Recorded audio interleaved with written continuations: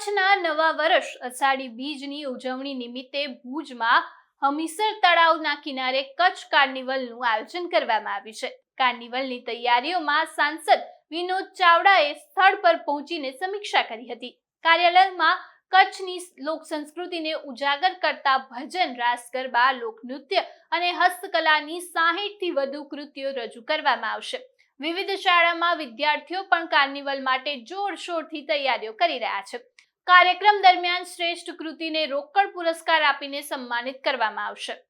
અષાઢી બીજ એટલે કચ્છી નવું વર્ષ અને કચ્છી નવા વર્ષની ઉજવણી આપણે વર્ષોથી પરંપરાગત આપણે કરીએ છીએ। રાજાશાહી વખતથી ચાલી આવતી પરંપરા છે, અનેક વર્ષો થઈ ગયા અને એનું મહત્વ અલગ અલગ ગ્રામ્ય જીવન સમાજ સાથે આપણું જોડાયેલું છે। છેલ્લા અનેક વર્ષોથી આપણે જોઈએ છીએ કે આપણા વડાપ્રધાન શ્રી નરેન્દ્ર મોદી સાહેબ એ કચ્છી નવા વર્ષની શુભકામના આપણને પાઠવતા હોય છે। એમનામાંથી પ્રેરણા લઈ કરીને સાંસદ કચ્છ કાર્નિવલનું આયોજન અમે કચ્છની અંદર ગયા વર્ષે કરી અને ખૂબ સફળ રહ્યું અને મુખ્યમંત્રી શ્રી ભૂપેન્દ્રભાઈ પટેલ સાહેબ આવ્યા હતા, એમણે ઉદ્ઘાટન કર્યું હતું અને 50થી વધારે કૃતિઓ અને હજારોની સંખ્યામાં લોકો જોડાણા।